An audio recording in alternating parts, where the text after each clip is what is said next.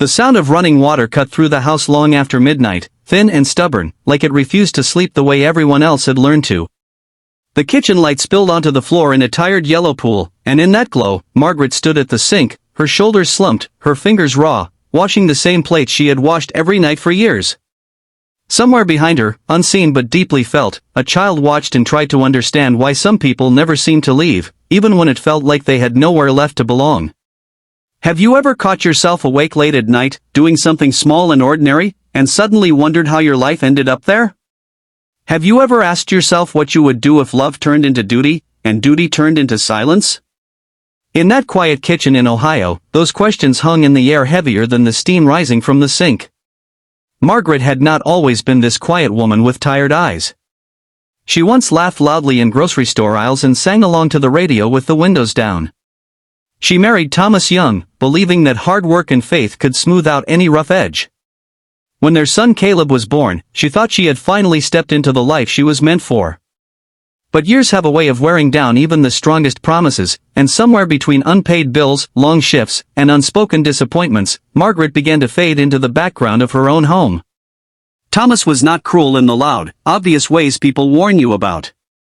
He was distant, distracted, always tired. He worked construction jobs that kept him away for weeks, and when he was home, his mind seemed elsewhere. Margaret filled the gaps quietly, cooking, cleaning, praying, telling herself that endurance was a form of love. She told herself that staying was what good wives did.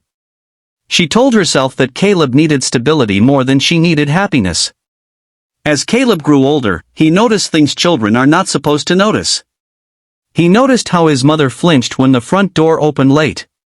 He noticed how his father spoke about her like she was part of the furniture, always there, always useful, never really seen. He noticed how Margaret waited until everyone else was asleep before finishing the dishes, as if the daylight made her invisible work too painful to bear. The night everything shifted felt like any other at first. Rain tapped against the windows, and the house smelled faintly of soap and old coffee. Margaret washed slowly, lost in memories she rarely allowed herself to touch. She thought about the life she might have lived if she had believed she deserved more. She thought about the version of herself that once dreamed without fear. Her hands trembled, not from cold, but from the quiet realization that she had been surviving instead of living. Behind her, in the hallway shadows, Caleb stood barefoot, clutching his blanket. He had woken from a bad dream and followed the familiar sound of water.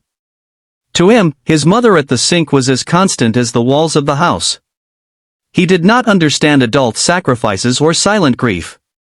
He only knew that she was always there, even when she looked like she might disappear. Thomas appeared moments later, drawn by the same sound, irritation already settling into his expression. He saw the mess, the late hour, the woman who seemed to exist only to clean up what others left behind.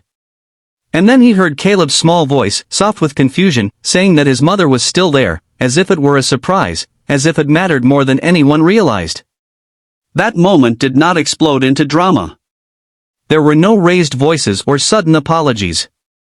Instead, something subtle cracked open inside Thomas. He saw the scene through his son's eyes, not as a routine, but as a question. Why was she always still there?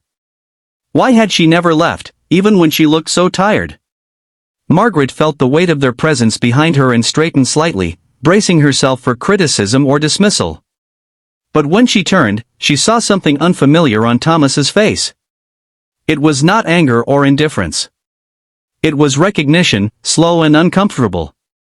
For the first time in years, he really looked at her, not as a role, but as a person who had been quietly carrying the family on her back. That night did not fix everything. The next morning still came with bills and obligations and old habits. But something had shifted. Thomas began to notice the things he had ignored. The way Margaret's hands shook when she was exhausted. The way she smiled out of reflex, not joy. He started coming home earlier when he could. He started asking questions, awkwardly at first, unsure how to bridge the distance he had helped create. Margaret did not trust the change immediately. Hope had disappointed her before. She kept washing the dishes late at night, kept moving through her days with caution. But slowly, almost imperceptibly, she allowed herself to believe that maybe her presence mattered beyond what she provided. She began attending a small church group again, rediscovering a faith that reminded her she was more than her sacrifices. Caleb watched it all unfold with the quiet wisdom children sometimes carry. He saw his parents sit together on the couch instead of opposite ends of the room. He saw his mother laugh again, softly at first, then more freely. He learned, without being taught, that love is not just staying, but seeing. Years later, Margaret would still remember that night at the sink. She would remember how close she had come to disappearing into obligation forever. But she would also remember how a simple observation from a child cracked open a future she thought was closed. The house did not become perfect. Life did not become easy. But it became honest, and sometimes that is enough to save a family. Just before the story ends, take a moment and tell us in the comments what part of this story stayed with you the most. If this story truly touched your heart, please consider liking, commenting, sharing, and subscribing, because sometimes the smallest acts of kindness and attention can change a life more than we ever realize.